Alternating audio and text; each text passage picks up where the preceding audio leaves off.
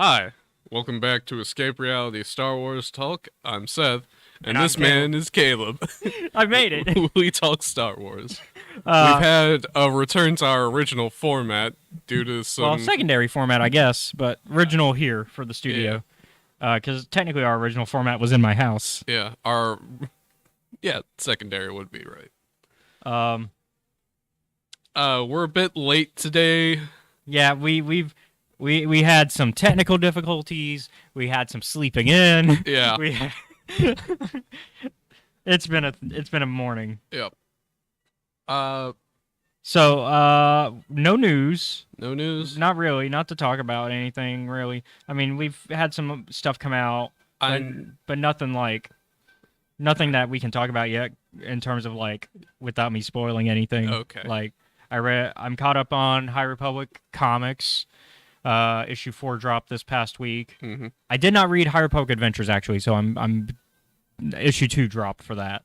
All right. But issue 1 was good. That was last month. Issue 1 was good. That they had Dexter Jetster. Mm-hmm. Dexter Jetster and Maz Kanata. And apparently they're friends, which is, you know what? That's It exactly doesn't how. surprise me. Yeah, right. It's like how we imagined it. Yeah. Oh, actually, no, I lied. There wasn't a big announcement for a comic. So you know how Marvel does their anthology series of Black, White, and Blood? What?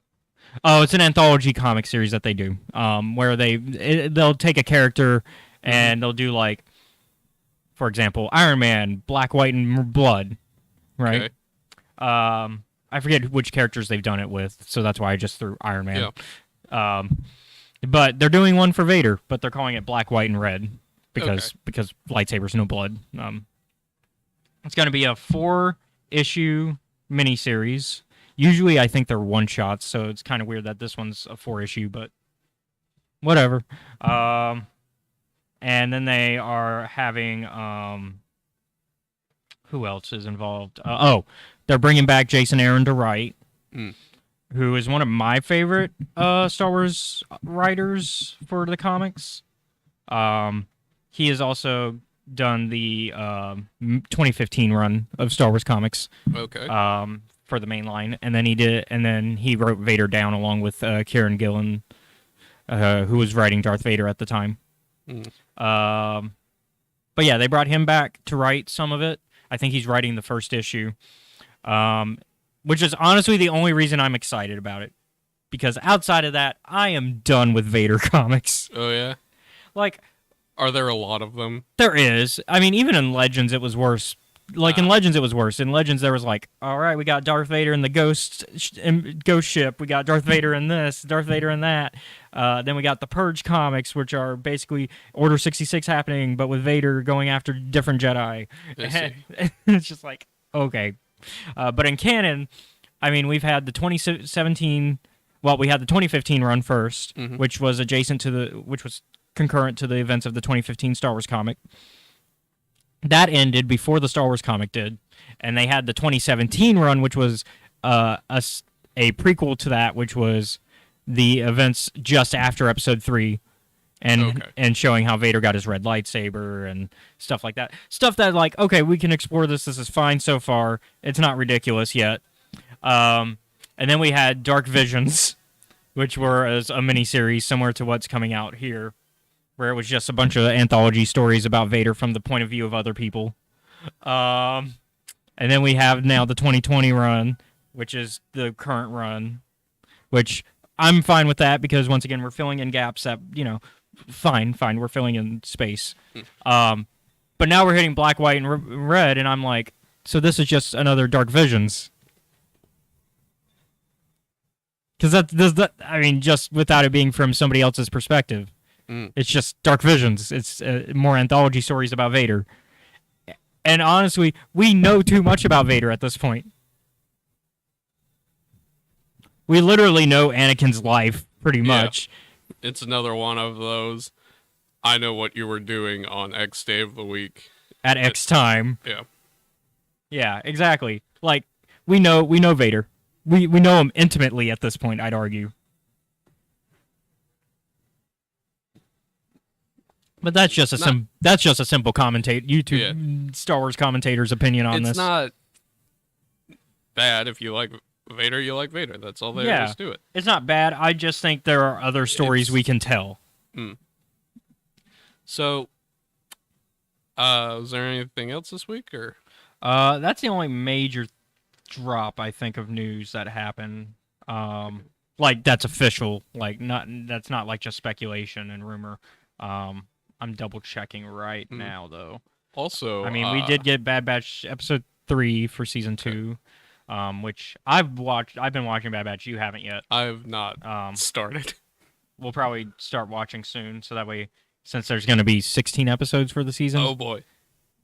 Because Bad Batch is one of the shows that, thankfully, they go kind of back into the idea of, hey, maybe we should do more than 10 episodes of a show, which I kind of miss. That's the one thing, like, while I get for streaming services, it's kind of good that we get, like, less content because you can tell a tighter story. Mm-hmm. I kind of wish the old days were, like, you've got 22 episodes a season. But I think those 22 episodes need to be, like, well written. And I think that's why, for a lot of shows, we don't get that. Get them. But yeah. So, go ahead. You a have thing thoughts. that I have also kind of been paying attention to. Mm-hmm. You're still going through Fallen Order on Master difficulty. Oh, Grandmaster on Grandmaster, yeah. Did you see my clip on TikTok or Instagram, I guess, or YouTube Shorts? I think so. Where it's the bounty hunter section. Bounty hunter go burn. Yep. I saw you walking just. Yeah, so I figured out a new technique to deal with the bounty hunters in Jedi Fallen Order, specifically in the Tomb of Mictril. So if you go to the Tomb of Mictril, there's that big open area where there's the waterfall, and it's that's the main area for the Tomb of Mictril. It's like the main area that you'll be walking in most of the time until you start like exploring other parts of the room. But yeah, there's a part where there's like this magnet thing that you're supposed to be able to play with. I didn't have the magnet turned on, but like you can push this boulder so you can have a stepping stone to get to one of the rooms, right? There were 2 bounty hunters there, and I was about to end stream. I was like, okay, it's been about almost 4 hours, but we're gonna try to get over here, and then we'll save and we'll call it. And I see, oh, there's bounty hunters here. Okay, well, I don't want to have to deal with them, but okay, I guess. And I go down, and I'm like, you know what? That droid bounty hunter, he's right behind the boulder I gotta push to get to where I'm going anyways. Because I was thinking I'll just push it and run, right? I didn't think what would happen next would happen. I was like, I'm just going to push it and see what happens. Sure enough, it kills the droid bounty hunter one shot. Which, just so you know, even on story mode difficulty, bounty hunters are not a one-shot kill. Even if you become even after you've unlocked all your unlocks. Bounty hunters, especially the droid one, are pain. So the droid bounty hunter wasn't alone, though. And of course, I'm already breaking down laughing because I did not expect what happened to happen. And Matt's in the chat going, "Oh my god, I didn't know you could do that either." And Matt is like me; he's played Jedi Fallen Order a lot. I'd say more than me. Like, he's so confident that he's currently trying to do a run where you can, or he's planning a run of not using any stems, no hit, no stems run, which on Grandmaster difficulty is... I've never before seen such a level of arrogance. To be fair, though, he's played Grandmaster difficulty a good bit. Him and Bale are like... if there's someone who could try it and maybe succeed. Yeah, it's him or Bale. I could expect to do that successfully. And then... But right now he's doing a practice run. Right now he's doing a no prison run because we did find a video. I found a video showing that you can avoid the beast arena entirely and how to do it. It breaks the game a little bit, but you can do it. because it doesn't update your missions Ah, because you're supposed to get caught. But there's a way around it. There's a good video showing how to do it. Alright. It's a bit of a hassle, but you can do it, and then you don't. Then you get to avoid the arena, which, in the opinions of some, including myself, the arena kind of is a low moment in the game. It's a good moment, but it's a low moment comparatively. I'm more excited for what the arena brings in terms of like the Haxian Brood, the idea of them showing up again. I'm excited more about them showing up in main story and like and not just a single level, you know. But so yeah, so back to my story of like what happened. I then pull the boulder and I'm like, well, there's a jetpack guy because there's one more bounty hunter, the jetpack bounty hunter with the droid one. Yeah. Because sometimes they'll have like two of them working together. Yeah. And I was like, you know, maybe I can like. And what if I do it again? What if I did it again? Would it work again? And the answer is yes. yeah. Yeah, because I managed to get the jetpack one to get like right behind it again, and I go. And I didn't know if he was dead or not. More than likely, he died on the first impact. Yeah. It just took a minute for the thing the game to go, hey, he's dead. Because I pull it back and do it again just to be sure. I double tap that. Yeah. I pulled a zombie land.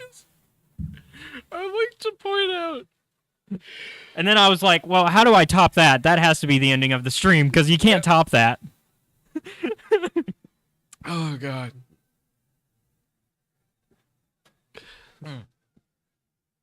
What were you going to point out, though? Sorry, I'm drinking coffee. I like to point out the sheer brutality of what you actually did. Yeah, because this boulder is not like a rock. It's not a small boulder. Well, it's also not like a rock. Yeah. It's metal. Because remember, we're dealing with a room with magnets, and this boulder is something that can be magnetically pulled. Yep. And so, of course, so like you said, it's not a small boulder. It's more of a slab than a boulder. Yeah. I'd saying a boulder is like you get a rock. It's more like a pillar. It's more like a slab. Like but it's rectangular, like long ways rather than height. Yep. But there is some height to it because it's taller than both of the bounty hunters. Like the droid is big, by the way. Like the droid is probably about as tall, probably reaches the height of the top of that TV. Yeah. Like if we were to put like in real world height. It's not like a skinny droid either. No. It's bulky. Yeah. And the slab is about as long as him as well. And so, because I couldn't even see him behind the slab, so I just pushed the slab, and then, and that's the other thing, force push. There's a lot of momentum behind a force push. Yep. So you got a giant slab that's the size of, at the very least, if not bigger than the droid, and then the momentum of a force push, which is magical momentum, which creates really high octane speed. Yep.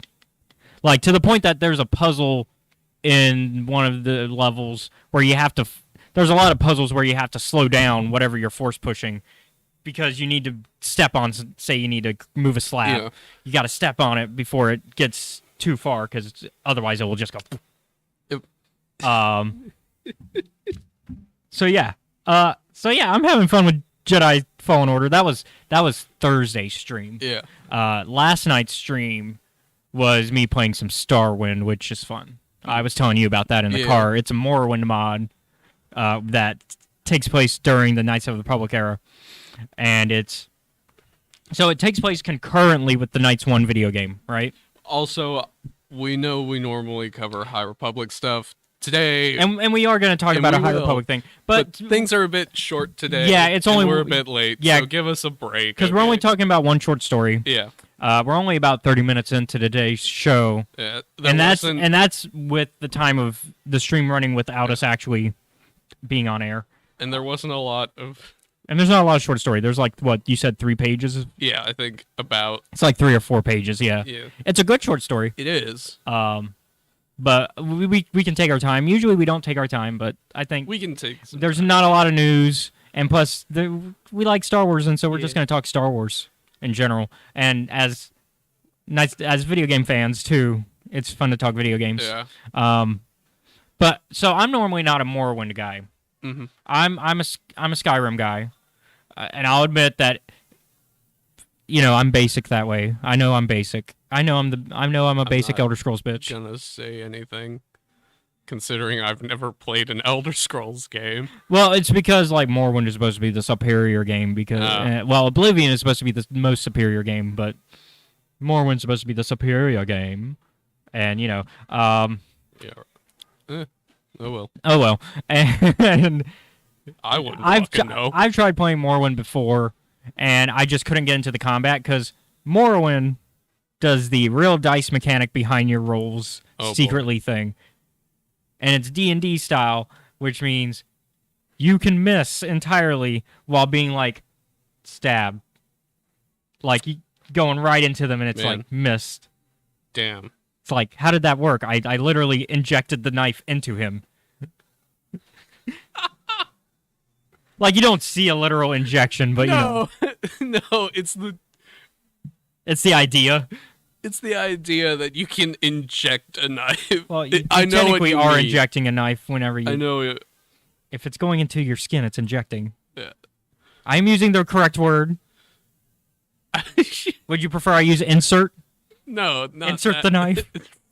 Stab the knife. There we go. I mean, inject it's still the same. It's the correct term. It's a correct term. It is, but it's a weird. It's not a commonly used one. I'll give you that. Yeah, like you inject the knife. But yeah, It's one of those things until where you hear another person say it, you don't realize how funny it sounds. But like I played Morrowind a little bit one time, and it was like, oh, here's some rats. Stabby stab, because most video game RPGs you start with killing rats, and it's like stab with the knife. Wait, why am I not hitting them? I'm literally hitting them. I'm like right there. Whereas in Skyrim, when you hit something, you hit something. Right? God. It's the same thing with, I mean, even in Fallout, you hit something, you hit something. You shoot, you manage to shoot them. You don't. If your laser shot hits somebody, if you're using a laser gun, then it. Sounds like you hate laser guns in Fallout. I don't hate laser guns. I've just never used them. Okay, sorry. Despite the fact that I always have ammunition for them, I never spec into them at all. For a sci-fi game, it's not very sci-fi of you. Yeah, I tend to just grab a shotgun. Yeah.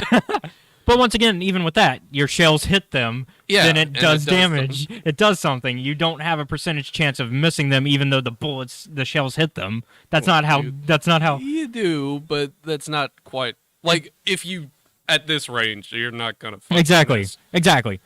And a melee weapon won't miss unless you miss. Melee what? But melee, if you're playing melee in Fallout, then you're me, and you should probably stop playing Fallout because no, it's fine. That's a perfectly legitimate way to go about it. You're right. If you're a pugilist in Fallout, that's a shot at you because I know that you like your pugilist in gaming. But I've never used a pugilist in Fallout, which is surprising. I feel like that's a run you would try.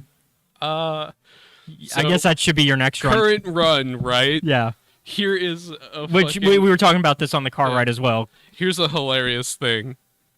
I have every level up I get like I think 16 something experience points.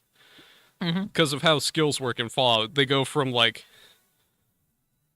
0 to 100. Yeah. And then like you get your skills like you can based on your whatever intelligence is in the special. I forget what it's called in special. Yeah, it's called intelligence. Okay. Because you've got strength, perception, endurance, charisma, intelligence, agility, luck. Yeah. Special. Yep. Special. And then also you can get similar to like a lot of RPGs. You can get like you can get a perk that's like adds an extra point to your skills per level, and a lot of those type of perks will also retroactively add that. I think Fallout does as well. It does have a few of those, and you can pick up books and such. The funniest bit, right, is that this run I was like, I'll just go with whatever things the game starts me out with. I then tried that for about 10 minutes and decided I didn't want to do that. Because what? That'd be like a basic pistol. No, I mean like skill and character creation. Like you just didn't touch it, which is weird. No, I mean I did touch it, but normally I'd change it to what I would like to play. Like you increase, like yeah, gotcha. You like you use points to increase your special and other focuses. Yeah. So I was about to say because like I don't think they give you like a preset ever in Fallout. No, they don't. Like, you have to always make You go through the character creation, and then it'll be, like, a preset thing based on choices. But, like, your special is never preset. You have to always... special is never preset. Special is always point-by system. Yeah. I'm talking about, like, skills. Yeah, skills, yeah. And so, at the point that I am at in the game right now... And this is New Vegas, right? Yes, this is New Vegas. For some reason... I completely ditched this after a while, but I have like 50 skill points in melee weapons, despite the fact that I don't use melee weapons. Like guns is maxed out, speech is maxed out, and so is sneak. But yeah, it's like I don't. Despite the fact that I never commit to melee or unarmed in that game, which I could. I feel like you should do a pugilist run. I feel like it's very you. But the funniest bit, go ahead. Yeah, finish it. Right, is that I have done like side quests, so my character does have like unarmed fighting moves. Like they have the ranger takedown. So you could theoretically turn this run into a pugilist run if you wanted to. I'm not going to. Yeah, if you wanted to. Because so max level cap is 50. I'm at 43. Yeah, so you're almost there. Yeah. But yeah, so Starwind. Starwind. So Starwind is set during Knights of the Republic 1. Mm-hmm. It starts with you as a random mercenary who's on the Endar Spire. When all the shit goes down in Knights 1, because it's not a retelling of Knights 1. It's a story that takes place concurrently, and it's written by the people who made the mod. So this is not to be considered canon in any way, or Legends or whatever. Yeah. Like it's not supposed to be like it's supposed to fit the lore of Legends for the most part. There's some stuff I disagree with that's in there, but I think it's still unique. Even if I disagree with the whole Grey Jedi being a thing in the game that the people who made the mod included, and so like they set it up to where you run into Bastila, because remember Bastila's on the Endar Spire when things are going down. You just never see her in Knights 1 until after you find her on Terrace, and so you as a mercenary go and meet her, and then you go into escape pod before her and leave, right? Yep. But then so you know how you can run into that doctor in Knights 1, and you can Zelka Forn on Terrace, and you can open that door that's locked, and you can find the Republic troopers that are like in the not Bacta, it's Kolto, yeah, in the Kolto. And you can like either blackmail him to pay up to keep it secret, or you can be nice and be like, "Oh, these are fellow Republic soldiers. I'm not going to rat you out." Yeah. You're one of those soldiers that's in the Kolto during that scene for Starwind, which I think is cool. Yeah. It keeps it in the lore and it works. And then you wake up after Terrace has been bombed. Oh, hell of a day, huh? So you wake up, and Zelka's like, I did my best to keep you alive. Cool, thanks. And then he's like, go talk to these people who are now kind of in charge of Terrace. And then the rest of the game is you basically trying to rebuild Terrace, like with the help of this Chancellor's daughter and all this. And that's the story. The next place you go is Tatooine, which is where I'm currently at, and that's most of where you're collecting water going. Oh, in Star Wars Galaxies? I actually switched classes this week. This week's stream, I played with Chase, Forward Into the Black on TikTok. And because he's a big, like, simulator guy. So, of course, he likes Galaxies because it has the flight simulator there with that. And he likes X-Wing and Squadrons. He's a big flight sim guy. He's a Star Citizen guy, too. Oh, boy. Which I might get Star Citizen just to play with him because he's fun to play with. And I feel like he's made some good arguments of why Star Citizen is good. It just has a lot of issues. Ah, I see. Where I should explain. Do you know what Star Citizen is? I'm betting it's a flight simulator. It's a space flight simulator. Where people have spent. It's a game that's still in early access, and it's been in early access for about a decade at this point. I remember hearing about this for about a decade. And this is a game that they're constantly bringing in money to, because people, whenever they add a new ship to the game, when it first comes out, you can only buy the ship with real world money, as DLC essentially. Yep. Now, of course, after a while, then other people can buy it, but you have to spend a lot of in-game money, so a lot of grinding to get to it. Yeah. But you can still have the option to buy it with real world money. But these are spaceships that cost thousands of real world money to buy. Oh boy. Especially if you're getting the big ships, because they built big crew, full man dreadnought class ships. But yeah, that's the type of game this is. It's trying to compete with. It's trying to be on level, I would say, with it's a combination of what. I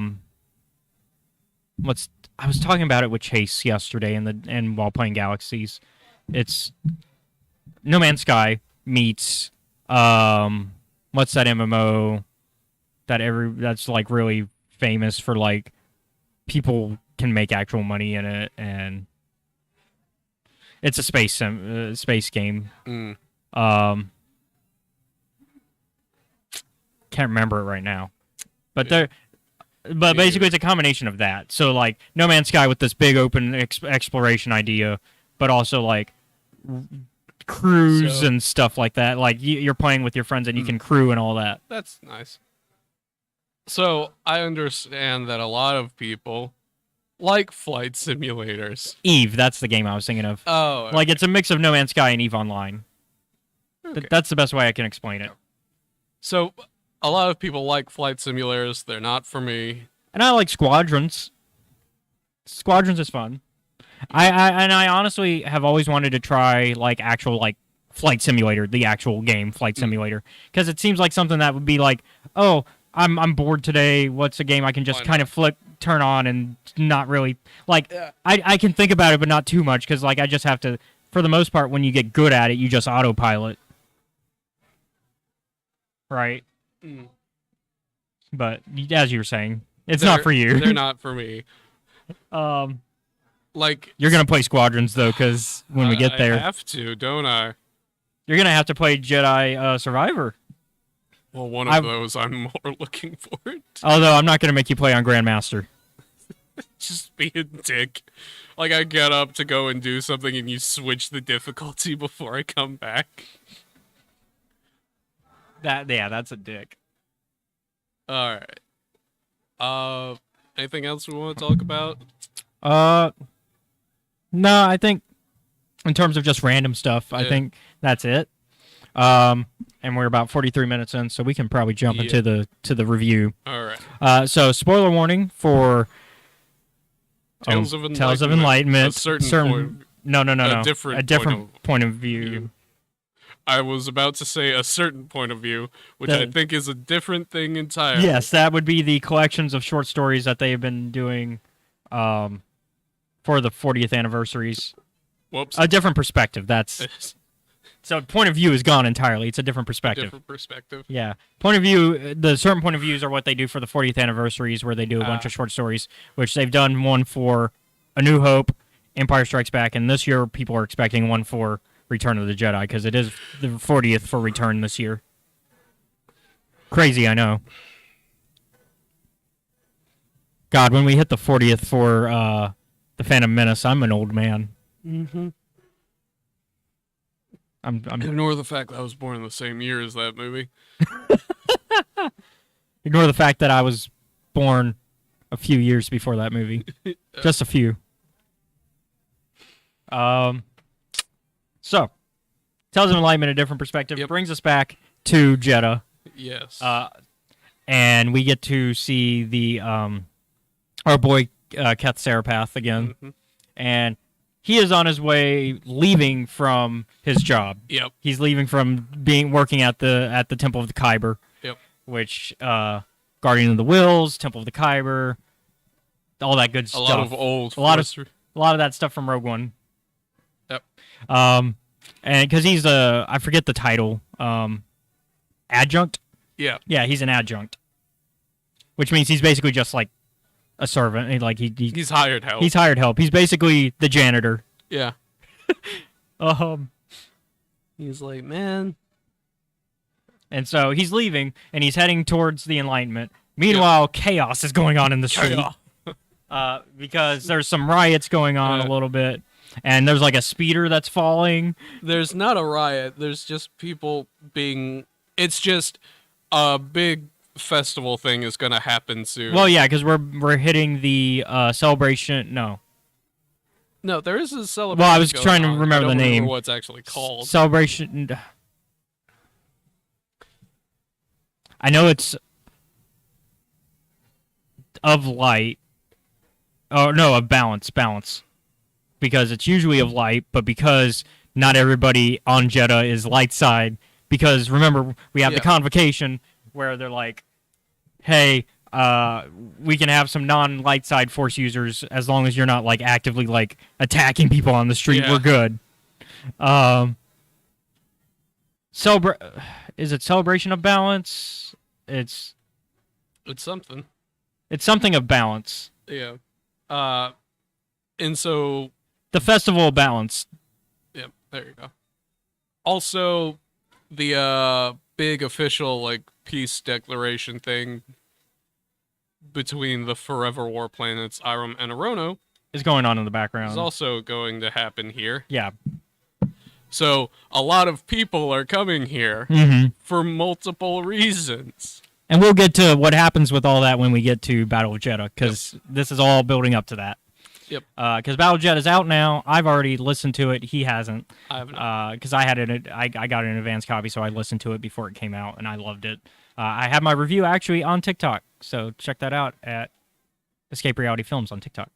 So, as you said, there's like a speeder crashing. A speeder kind of going a bit crazy. Thankfully, though, there's a Jedi there to save the day, and the Jedi manages to help direct the crash and also helps the person that crashed it.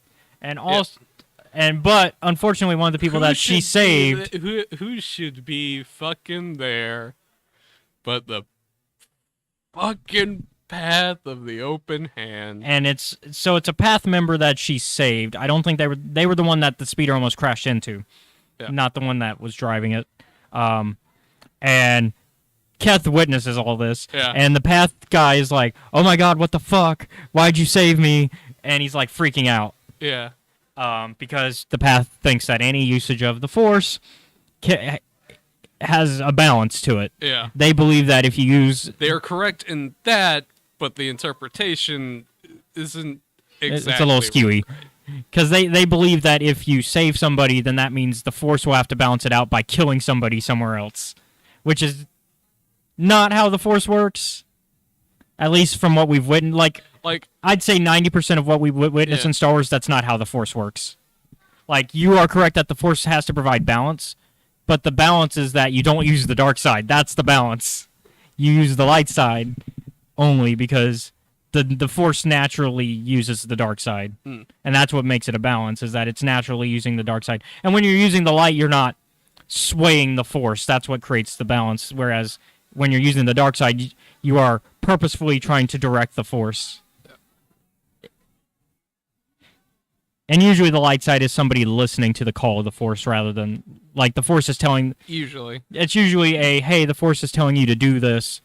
And so you're usually listening to the Force and doing what it says. And that's what keeps you in balance. Yep. But, of course, this Path person is going off, and the Jedi has no clue how to deal with this. And Keth is like, all right... you go on, I'll take care of it. Yeah, you go on and help other people that are... Because there's still other people that are, like, hurt during this. So he's like, you go deal with that, I'll take this guy, and we'll go get some drinks, and I'll help calm him down. And so he takes him to the Enlightenment, where Creighton's like, hey, you brought somebody. And it's not your droid. You brought another customer.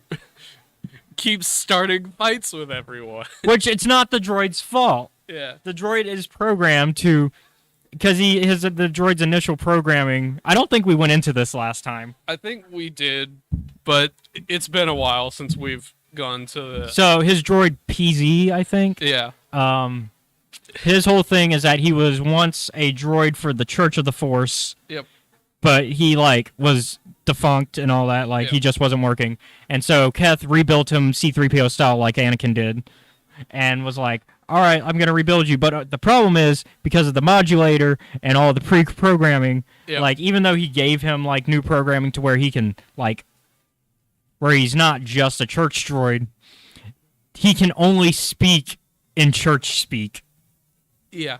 And so, while he's trying to communicate something else entirely, it makes it sound like he's starting religious debates. And that's one of the rules in the Enlightenment is no religious debates. Yep. At least no hard. Yeah, you don't, because we get a religious debate in this short story, but it's it's not, between them at the table. Yeah. It's not like they're getting into fights with other people outside of their table. Keth and this Path member have what I would describe as a civil discussion. Yeah, I wouldn't say it's... I mean, I guess I called it a religious debate, but it's not really that. Because Keth isn't religious, really. Yeah, Keth is weird in that he works at a church, but he doesn't care. Yeah, he's what I would call agnostic. Mm. He's Force agnostic. He believes in the Force, but he doesn't know which religion is correct, so he's Force agnostic. Yeah. He's like, there's a Force, obviously, but who is correct, I can't say. And so he and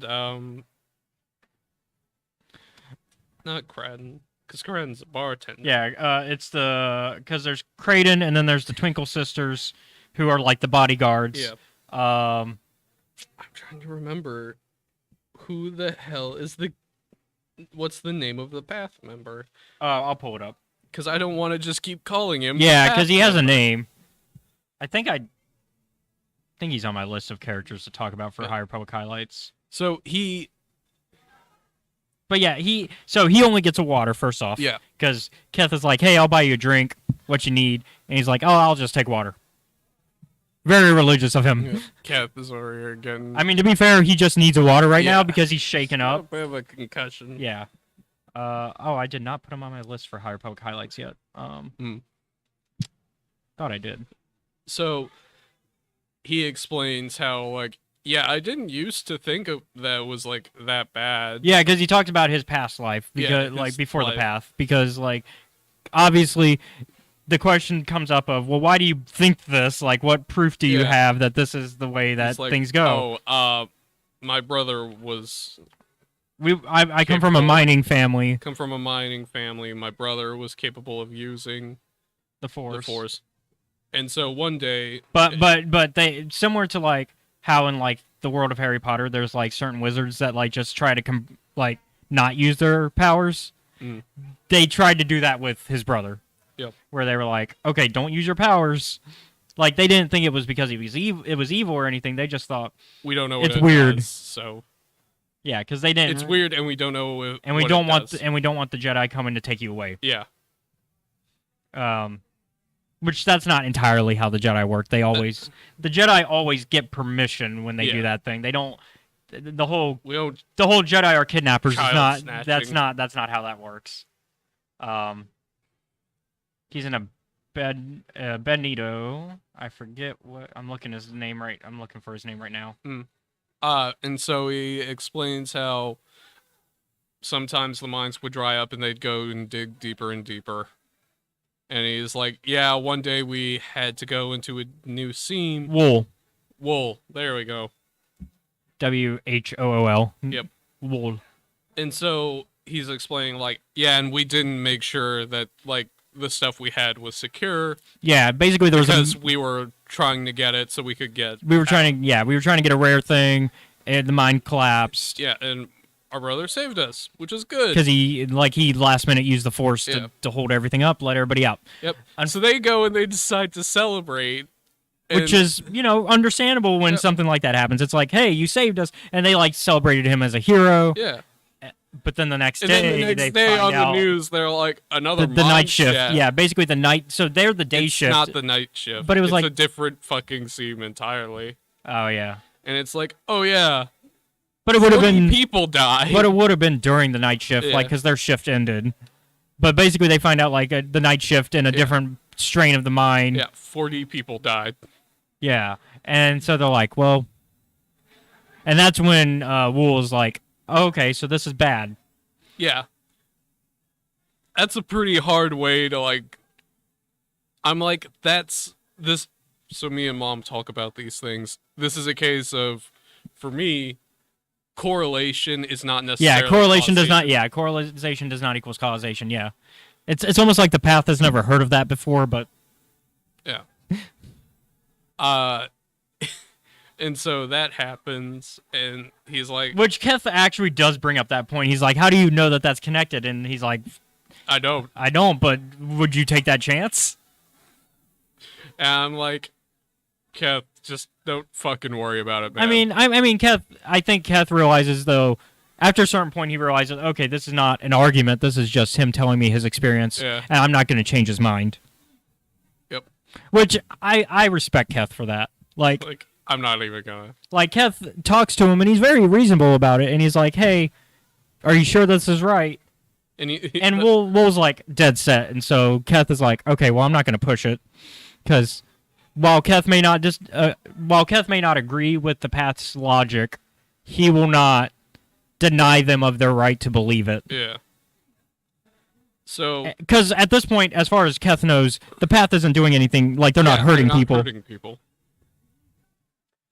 And so, sort of at the end of the story, I believe the Jedi from earlier does come in, but this is after he's already left. Yeah, Wool's left. And so they talk, and she's like, yeah, it was real crazy. That same speeder from earlier, went on... No, it wasn't the Jedi. It's his friend Madalena. Okay. From the previous story, Madalena. Okay. She comes in, and she's like, hey, did you hear about that crazy crash that the speeder had? And Keth is like, yeah, I was there. I saw the Jedi stop it. And she's like, wait, what? No, the other one. The other one. Yeah, apparently the same speeder went and it killed 4 people. And he's like, "What?" And that's when Keth's like, "Maybe he's right," but maybe he's right, but really, what I think this story is a real lesson about is go get your fucking bike looked at. Maybe, or maybe the Jedi should have arrested the driver because endangerment, reckless driving. I'm like... Although, I guess it's not the Jedi's jurisdiction. It would be... Well, it's not the Guardian of the Wills, and there's a reason for that comes in the comic book. The Guardian of the without spoiling the comic book, fuck the Guardian of the Wills. Okay. While I love Chirrut from Rogue One, fuck the Guardian of the Wills. Yeah, it's amazing what 300 years will change a religion into. Yeah. Well, by the time of Rogue One, the Guardians don't really exist as an organized religion. It's kind of just a group of people who are spread out who happen to believe in the Guardian of the Wills organization, but they can't work for the Guardian of the Wills publicly because the Empire doesn't allow forced religions.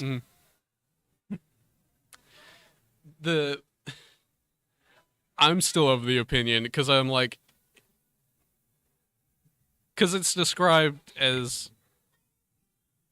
the bike as being a bit haywire, which is why I'm like, just go fucking get it looked at. Yeah. The alternative of But, if I think at that point, though, the second time, it becomes reckless endangerment, the second time, it's either that, or the path is, which is also organizing incidents. Which is another theory I have, and I wouldn't put it past the mother to do. Yeah. Because it wouldn't surprise me, but I'm like, this seems almost too random for it to be the mother. I wouldn't put it past the mother, though, because it does seem that the mother's whole goal is to sow enough seeds of doubt in the Force that the general public who are not Force users will be like, fuck the Force. Or fuck Force using, anyways. I think that's generally the mother's goal. Like, that's the basic goal. Obviously, we don't know the more ulterior motive yet. Like, we don't know we don't know the motive behind the actions. Yeah.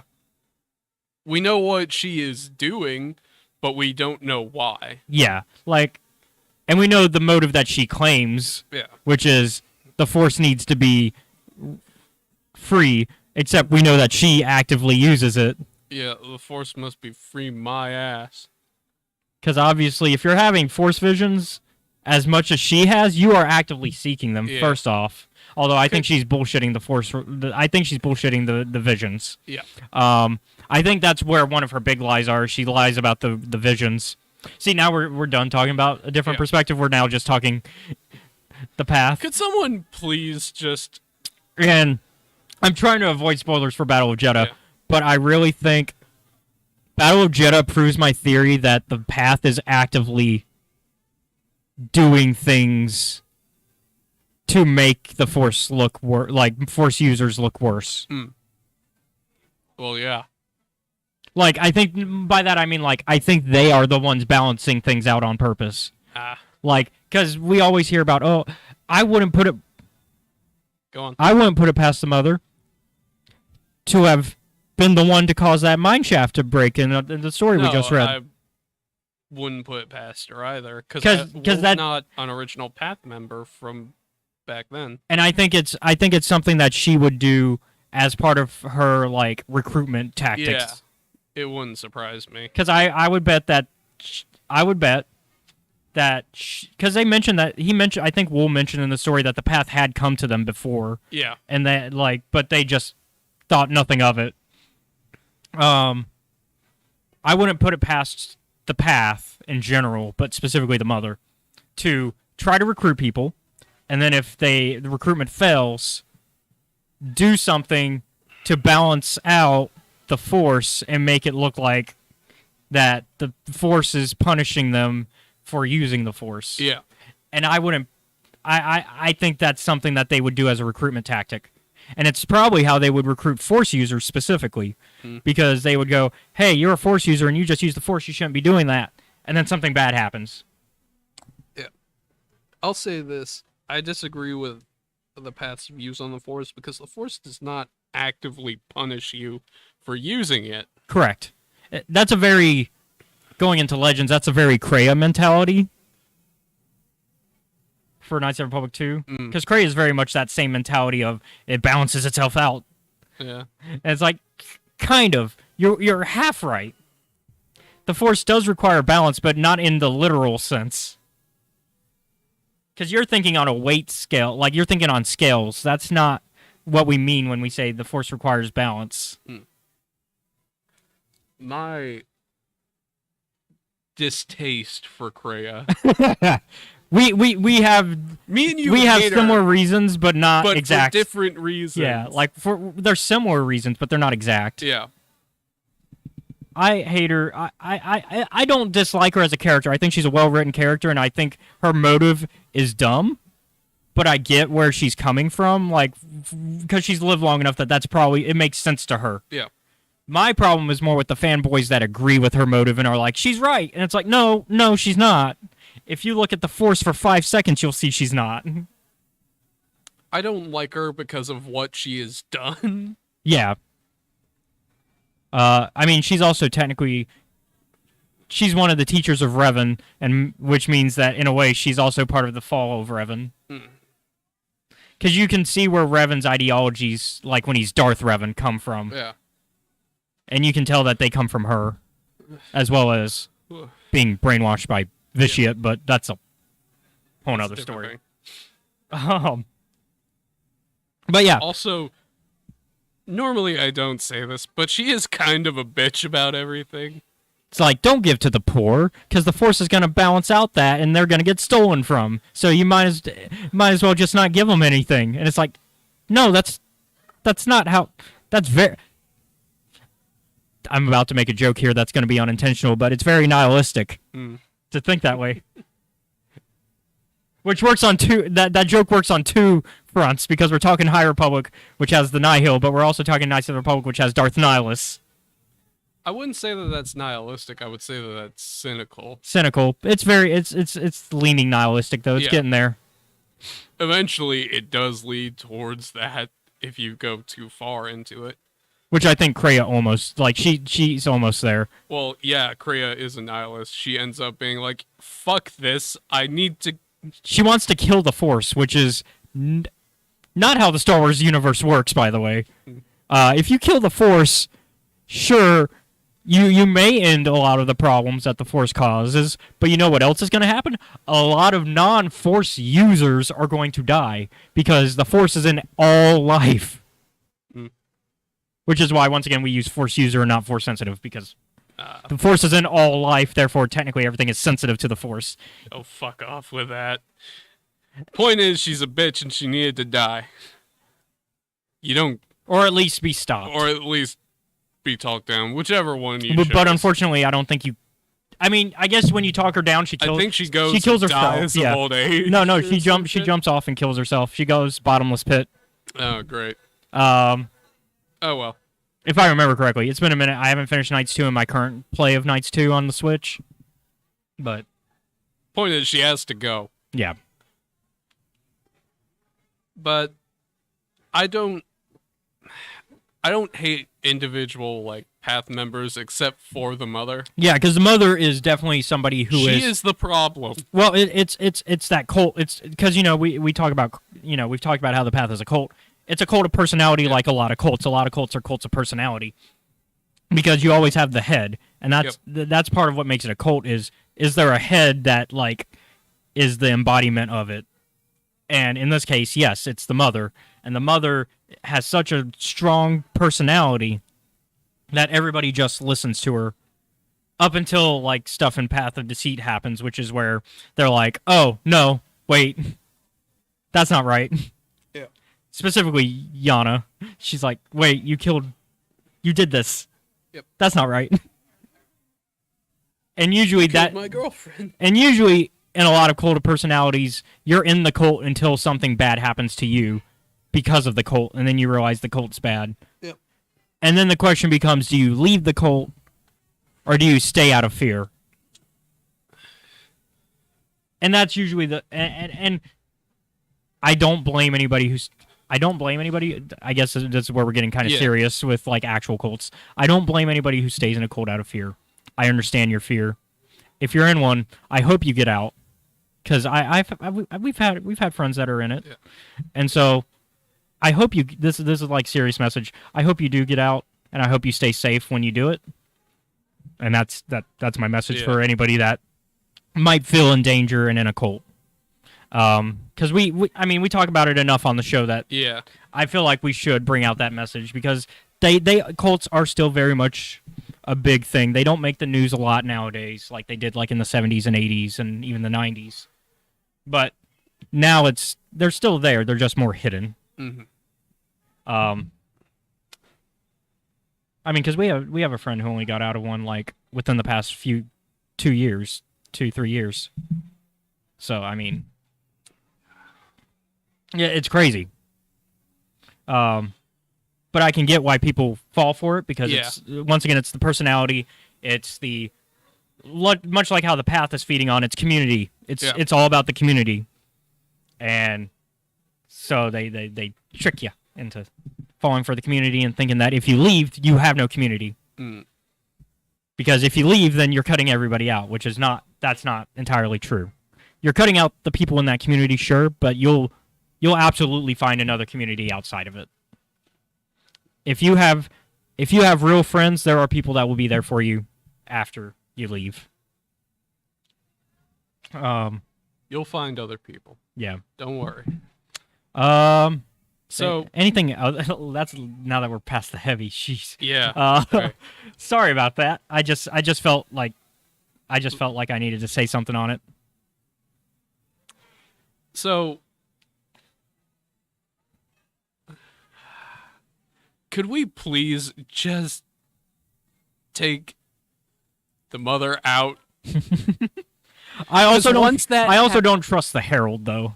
I don't trust the Herald, but the Herald hasn't proven himself to be an active threat.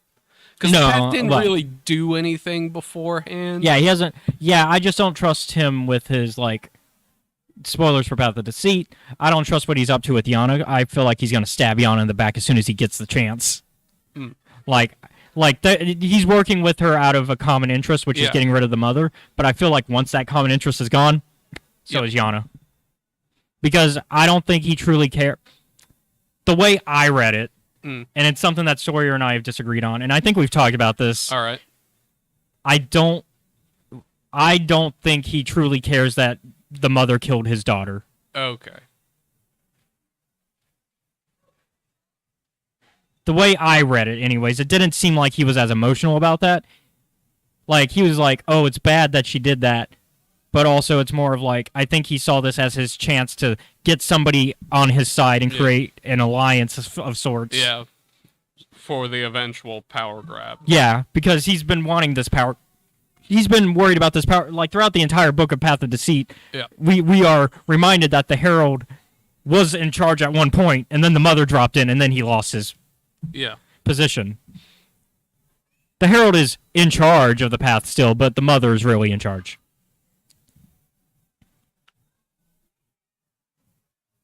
So my issue with it... And that's just how I read it, and of course Sawyer says that she didn't read it that way, which, once again, we've talked about interpretation, and everybody can disagree on it. I agree with Sawyer on this. However, I do agree with you in that I think he will betray Yana, but it's more out of a sense of worried that she'll try to grab the power once they get rid of Mother. Yeah, but also I think it's a case of I only tolerated you because my daughter loved you, and I love my daughter. Ergo, I was okay with you. But now daughter's gone. I only need you for this one thing. Especially now that you have the rod. Yeah. So once the mother is gone, I have all the cards. Yeah. He just has to get rid of Yana because otherwise Yana is a threat because she has the Rod of Seasons. Because with that, she is essentially a religious symbol to the path. Which is why the Herald is like, oh, I can quickly grab you on my side. Because the Herald realizes that he needs a religious symbol to combat the mother. Which is why the mother also realizes she needs Marta. Because she's like, oh, I need Marta on my side. Because if I have Marta on my side, Yana's probably not going to act. Poor Marta. Marta's in a terrible position, but I think as the story goes on, Marta's actions are becoming less and less forgivable for me. Yeah, I've only seen like the one snippet of it. Yeah, because you've only gotten her Path of Deceit actions. I'm like... The only other thing she's appeared in so far is Battle Jeddah. Yeah, I'm like, you're naive and a bit that's misguided. Not true. That's not true. She appeared in issue 4 of High Republic, but she doesn't say anything. Yeah. I'm like, you're naive and a bit misguided, but you haven't done anything actively malicious. Wait, no, Yana appeared in issue 4. Sorry, Yana appears in issue 4 because we see the Rod of Seasons, and we get to, without spoiling too much, we get to see the creature, the Leveler, in issue 4. God damn it, the Leveler is terrifying looking. Yeah. It is so terrifying still fucking looking. Scary. Yeah, it's still terrifying looking. But yeah. Leveler, Nameless are the same fucking thing. Yeah, Nameless is technically its actual name, but like Leveler is just a better name, in my opinion. Why? Because it levels the playing field. I mean, Nameless is terrifying. It's a great name for a terrifying creature. Yeah. But Leveler gives it a name and like, It's. But yeah. So, thoughts on? Let's go back to our actual review. Thoughts on Path of? A difference of perspective. Yep. I enjoyed it. It's one of those. It's a really good short story. And it's very short. It is very short. I mean, altogether, I would say if you want to, I recommend reading the short stories before reading Battle of Jeddah if you can, only because Keth is a main character in the Battle of Jeddah. Mm-hmm. He's a primary character. And so if you want to get a taste of Keth as a character and get to see why he's a lovable character, because I think he's a very lovable. Like he's definitely the most like. I know that obviously Star Wars has humans, but he's the most human, like, relatable character. Yeah. Because he's not a Force user. He's just a guy who... It's like, I just fucking sweep the floors, man. He just happens to work for a Force religion. Yeah. And he believes in the Force, but once again, like I said, he's Force agnostic. Belief. He's Force agnostic. Well, I think believing in the Force is a bit of a misnomer. Yeah. Since... the Force definitely exists. It's not like it's not like most religions. It's not like most religions where you don't physically see proof. This you do physically see proof. But I mean by that I mean like the tenets of like different religions. He doesn't believe in that. He doesn't believe in like the Church of the Force specifically, or like the Guardian of the Wills specifically. Like, but he's Force agnostic. Yep. He believes in the Force, and he believes that. One of the he believes that the religions have a right to do what they do to practice, but he doesn't like have a specific religion that he claims follows it. And so like that makes him very relatable as a character. Yeah. And I'd say altogether, you only have to read probably 12 pages. About 12 pages, because it's about 4 pages per short story, and there's only 3. Like there's 2 short stories technically, but 3 like. Altogether, because one of them is a two-parter, and so not a lot that you have to read. Yeah. It's so I'd suggest if you can find them, check them out. Keth, I get it. I understand how it feels to live with a bunch of religious weirdos sometimes. Like they're not bad. Yeah. So I would give this a 9. Yeah, I'll give it an 8. Yeah, that was initially my idea, but then I was like, it's good. There's like I don't have any complaints about it. So my complaint is that it's a bit short, but it does. It's a short story. It's a short story. I know. That's like saying Edgar Allan Poe stories are short. Well, yeah, duh, they're short stories. They're poems usually. I think my issue. I know why it's an 8, but.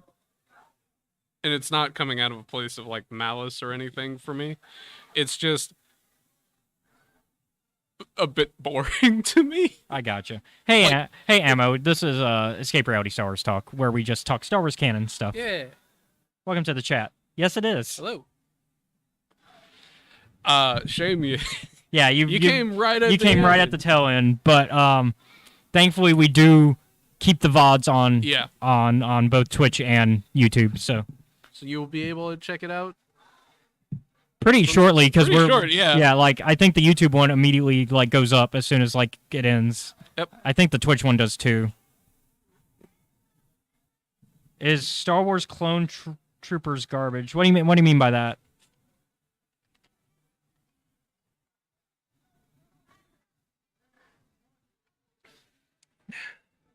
What do you mean by Clone Troopers garbage? Like, what are you talking about? Clone Troopers? Are you talking about are you talking Clone Wars or like the show? I'm just trying to figure out specifically so that way I can answer this. I want to make sure I'm answering the question properly.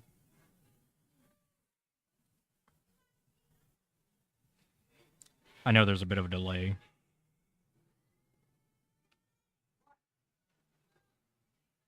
And so you're talking about Bad Batch, because he says that they're saying in this animated series. Oh no, or they're talking Clone Wars. Either way, I think Clone Wars. I mean, for both of them, I think Clone Wars and Bad Batch are good shows. I do think. I think Clone Wars it works. It's an anthology show. There's no one storyline that you're entirely following throughout the entire series. While yes, you have the Anakin and Ahsoka storyline, which is the core of the show. It's not the only thing you're following, which makes it an anthology show because you follow other Jedi, like you follow Mace Windu, you follow. I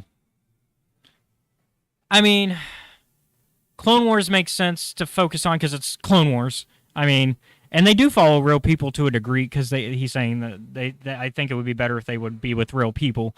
I think you get the perspective of real people in Clone Wars. Because you get their perspective even if you aren't following them.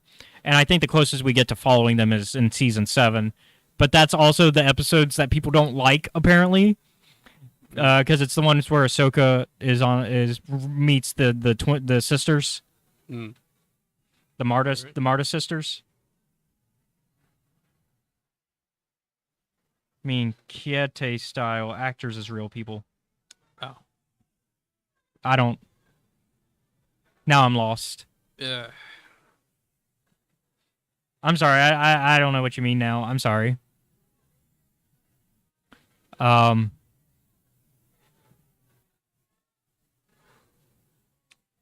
I think the stories are fine, honestly, for what we get. Oh, you want a live action show? I think it's fine we get animated shows. I mean, and it's not like these are kid shows entirely, like people like to claim with Clone Wars. I'd say by season 3, it's still a family friendly show, but I wouldn't say it's a kid show, like because it matures as the show goes on. I mean, I don't think it makes a difference, and I think honestly it works better in animated form because I think people underestimate animation and that animation can do more than a live action show can, and it works better for like something like Star Wars where it's space fantasy. So like your imagination, whatever you can imagine, you can do in animated form a lot easier than you can do in live action form. And that's coming from somebody who is working on who has written sci-fi. Like I have a novel and I want to adapt it, but realistically I can't do that in live action because I don't have the budget for that, right? And while Disney has more of a budget to where they can do more live action projects, which the live action projects we've got, great, and I love that they're still doing animated projects because I think they should focus on both. I think we should get both animated and live action. And no, I don't think Star Wars has suffered since Disney has bought it. I think we're in a golden age of like Star Wars programming. I think we as fans have been getting fed. We've gotten some of the best books in a long time. We've gotten some of the best comics in a long time. We've been getting some good games lately. I mean, we were hurting at first with video games, but I think we've been getting fed more often as fans. And I think animated show-wise, especially and TV show-wise, we've been doing pretty well. I mean, there are issues. I think while I love Dave Filoni and Jon Favreau for delivering us stuff, and I think movie-wise, we're great. I mean, we aren't getting any right now because I don't think we need. I used to be okay with the idea of having a movie every year, but I've kind of turned away from that in more recent years because I've realized we can get a lot of good Star Wars content without a movie happening every year. Or even every 2 years. And I think the sequels are. I mean, I'm a fan of the sequel. I'm a fan of the sequels. I'm wearing a Last Jedi shirt right now. It's my number one film, tied with Empire. I mean, I go back and forth between which one's number one depending on the day, and so like, I think we're getting fed as fans in general. I think we're in a good golden age. And I mean, you can, and there's nothing wrong with you not liking them, and I think that's a fair opinion to have. I think everybody's allowed to disagree with where the stories are going, because I'm not going to tell you, hey, you should like what we've gotten. I personally enjoy them and I think as long as you're not trying to take away from somebody else's enjoyment, then it's healthy to not like it. That's just my opinion. Seth, your thoughts on like where we are as Star Wars fans? What do you think of Disney? I don't mind it. It's not bad. It's different, certainly. Mm-hmm. But I don't think that it's like bad. Some things I don't really particularly care for, but other times it's all right. Yeah. And thanks for the follow, by the way, Ammo. Thanks for following. For me, most of the time, it's like my issue is kind of I'm tired of Jedi. Yeah, and so that's I why, understand and that's they're important to the story, but I'm tired of them. I don't think that they're bad or anything. Yeah, and that's. But I've just seen so many at this point. It's like exactly, Ammo. It comes down to respecting each other's opinions, and I think I think the fandom sometimes forgets that, both on the negative and the positive side, because I was talking about toxic positivity last night, and because there is a level of toxic positivity where I like everything that we've gotten, but I think where it becomes toxic is when you say that you have to like everything we've gotten. And that's the discussion we were having last night, because I was talking with the Char J, our buddy Char J, and he was talking about that. It was me, him, and Harith, and we were talking about it, and like, yeah, there is a level of toxic positivity, but I think when we think of toxic, we usually think of the negative, because usually that's the more vocal toxic in our community. Is the I hate this, and so you should hate it because it's bad, and it's like, no. If you don't like it, that's fine, but don't force your opinion on somebody else. If you like it, that's fine, but don't force your opinion on somebody else. You can respectfully go, this is why I like it, and if you disagree with me, cool. If you find that after talking about it, you agree with me, hey. If not, there's nothing wrong with that. And so I think that's the key at the end of the day, is that we have to be able to live with the idea that we're not always going to agree with each other as fans, and that's I think that's one of the best things about Star Wars, is we do have so many films, we do have so many shows, we do have so many video games and comics, and both in canon and Legends, that there's just so much material that even if you don't like a certain part of the canon, you'll find something you do like. Yep. You'll find the comic you like, you find the video game you like, you'll find the movie you like, you'll find the TV show you like. There's just so much that, as a Star Wars fan, you'll find something you like. And I think that's the nice thing about a bigger franchise. And I'm not saying that franchises are the only things that can get away with this, but I'm saying, like, in franchises, that's what makes franchises work, is that there's just such a wide net that if you say you like something, you don't have to like everything to like the franchise. And I mean, I always say, if you like just one thing about Star Wars, you're a Star Wars fan. Even if it's just like the merchandise. If you just like the merchandise, for example, you're a Star Wars fan. You don't have to be as in-depth in the lore as, say, me or even you. I'm not that You're not that in-depth, but you understand the lore on a basic, like...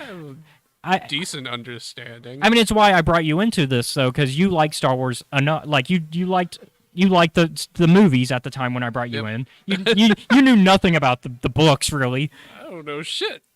And I was just like, hey, you're a Star Wars fan still, because you like the movies. And I was like, you're a Star Wars fan, and I want you to enjoy this journey with me, because I wanted... Dragged me into the fucking 1940s and 20s of Star Wars. Like, I dragged you into this because I was like, I think that you would like this, and I've been right so far. Yeah. And it's like, and honestly, like, even the pieces of media that we found weaker, we still like. Fucking... Oh, which one was it? Into the Shadows? Into the Shadows, yeah. God. Like, it's weaker, but it's not bad. It's one of those ones where it's like, it's important, but it's forgettable. And while Book of Boba Fett has its problems, I still enjoy the hell out of that crazy ride. Yeah. I mean, it's there. I mean, once again, I was talking about it last night. There are some writing issues. Oh, yeah? And there are definitely some writing issues in Book of Boba Fett. And it comes down to Favreau, in my opinion. All right. Because he wrote the show. I think there are problems with Favreau's writing for that show, but I'm also, at the end of the day, I'm going to appreciate having it, but I know that's not how everybody's going to feel about that, and so it's fair for everybody to kind of feel that way, and I will not take away from it because I do see their point. But yeah. Thanks for dropping in and giving us something else to talk about before we called the episode. Thank you. And thank you for following us again. So I guess we should continue thanking people. Because this is the part where we do all the plugs. Yep. I would like to thank Mobcast Network and Gamers and Geeks who provide this space. Mobcast Network is the podcast group that I work with, and we create other podcasts. We actually just came back from hiatus. Season 4 is now starting from Cult Movie Cantina. We did our first episode of Season 4 on And you can find Mobcast Network on youtube.com/Mobcast Network, as well as any podcasting app. I help produce, and I'm a co-host for them. And Cult Movie Cantina is where we just talk about movies, and we show them to somebody who hasn't seen them. In this case, 2 people haven't seen the movie that we're going to talk about this next week. But this episode, we kind of came back from hiatus. We did our belated Christmas gift exchange.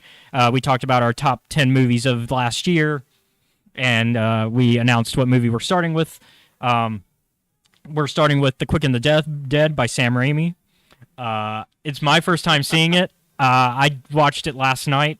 I loved it. I'm excited to talk about it next week, or I guess Monday is when the next episode would come out, because tomorrow we're going to film it. Yep. And so I'm excited. And then we also do My Star Wars Life usually, where we talk about Star Wars. So that's another Star Wars podcast to be on the lookout for. And then we also do Tuesdays with Scotty, where the guy who runs Mobcast Network, Scotty White, he just talks about whatever he wants. It's kind of just I run the show, so I'll talk about what I feel like. Yep. Which I think everybody deserves. Like, I think anybody that does a podcast that has thoughts that are interesting, like Scotty does, deserves it, because Scotty has some interesting topics most of the time. Last week, this past episode for Mobcast, we talked about on the Cult Movie Cantina. We talked about Mothman, because we just randomly got into Mothman. Because Scotty came back. Because Scotty's from West Virginia, and so he went to West Virginia recently, and we started talking about Mothman. And Justina had never heard of Mothman. Oh boy! And so we talked about it, and the more and more we talked about it, Justina was like, "Oh my God, this is so interesting." To the point that we've gotten to where we're deciding that in August we're going to West Virginia so we can go to the Mothman Festival, because there's a festival every year.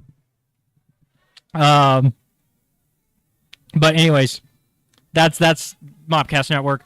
Gamers and Geeks is our local gaming shop in the area, so if you're ever in Mobile, Alabama, come check them out. They're on Moffett. They have board games, card games, all that good stuff. They even got an arcade in the back where if you pay $10, it's those free to play machines. So you just pay the $10 for the day, get a wristband that says that you're allowed in the arcade, and then you can just start the games. You don't have to put coins in or anything. No quarters, no nothing.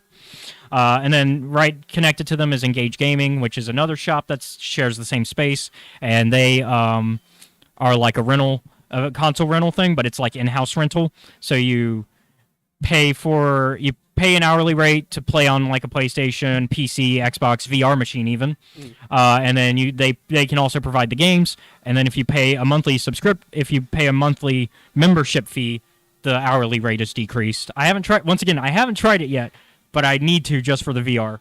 Because I've been wanting to play VR for Star Wars games for a minute, because there's a few good VR Star Wars games out there.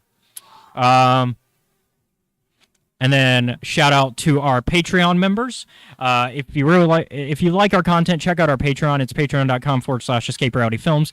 Pretty much everything is rebranded to Escape Reality Films now, because you can find us on YouTube at youtube.com/Escape Reality Films, where you can follow or subscribe to us there. We have a lot of video game content there. I'm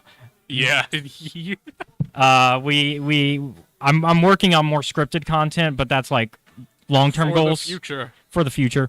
And then Twitch, like Ammo here, you joined us on Twitch. That's twitch.tv/Escape Reality Films. You can find us there, and you can follow or subscribe to us. But if you join our Patreon, you can be a member in our Discord community, which I think soon, it's something I talked about with, I forget who I was talking, I think it was Cal brought it up during a stream, that we should probably go free for Discord. Like, we should open the Discord, but we should have like stuff for the people who join the Patreon, like specifically, like have locked areas in the Discord, which we already have some locked areas for Patreon members, but maybe we can change the levels that you need to be to get certain access to that. Because right now it's the second level that gets access to some of the stuff. But if you join our Patreon, you get access to all that. You also can see previews of a comic book I'm working on. That's a adaptation of my novel Superworlds. And currently it's a work in progress, so you're going to see work in progress art. I need to post some art for this week tomorrow.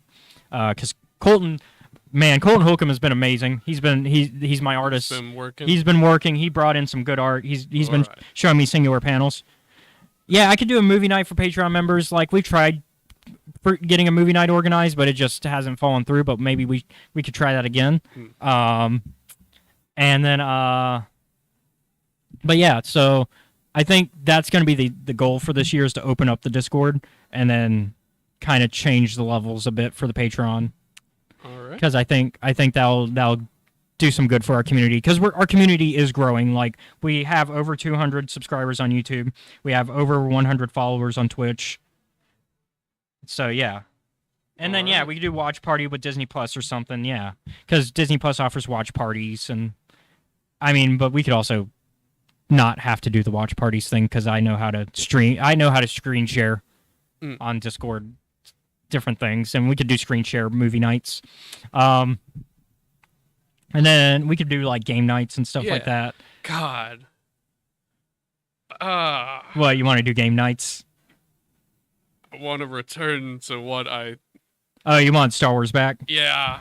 We're gonna get there. I gotta finish. I gotta write, and then I gotta get the last two, because we are working on a tabletop game.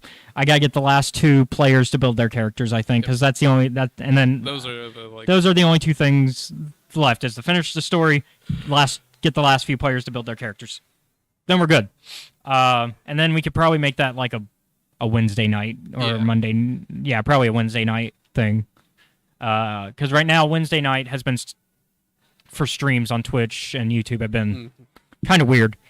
And then anything else I need to promote? Oh yeah, thank our current Patreon member Jennifer Brantley. Thank you for being a member, and thank our current Twitch subscriber Matt.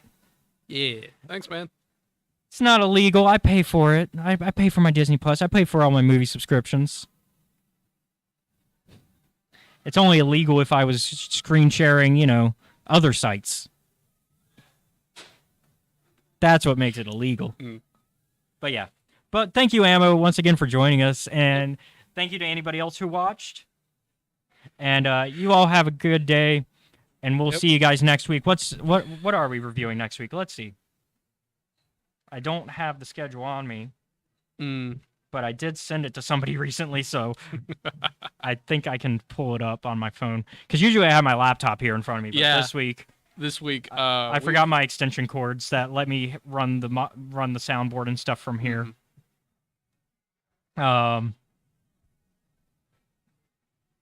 Hopefully we don't forget it in 2 weeks, because in 2 weeks we'll have a guest, according to the next week we are talking Obi-Wan: A Jedi Purpose, so we're going to talk about the Obi-Wan comic book.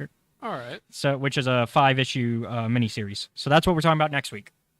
So once again, see you guys next time. Thank you all for watching, and I've spoken. You need to run over there and cut it off. Yeah, I do. I'm not gonna... Go ahead and do your outro. Oh, yeah. I have... Thank you for watching. We'll see you next week. Have a nice one.